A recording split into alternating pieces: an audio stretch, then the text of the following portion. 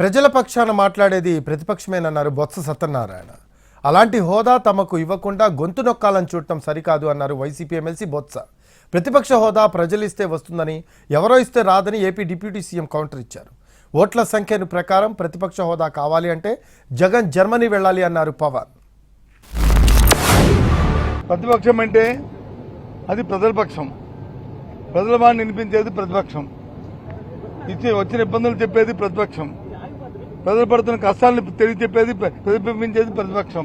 సభలో ఉండి రెండే పక్షాలు, ఒకటి కూటమి అధికార పక్షం, రెండు ప్రతిపక్షం వైఎస్ఆర్సీపీ పార్టీ. కాబట్టి వాళ్ళ ప్రతిపక్షంగా ఉన్న మాకు ఆ హోదా కల్పించాలని మేము డిమాండ్ చేస్తాం. ప్రతిపక్ష హోదా ఇవ్వాలి అనేది చాలా బలంగా మాట్లాడుతూ వచ్చారు. ఇది అడిగితే వచ్చేది కాదు, అది ప్రజలు ఇస్తేనే వస్తుంది.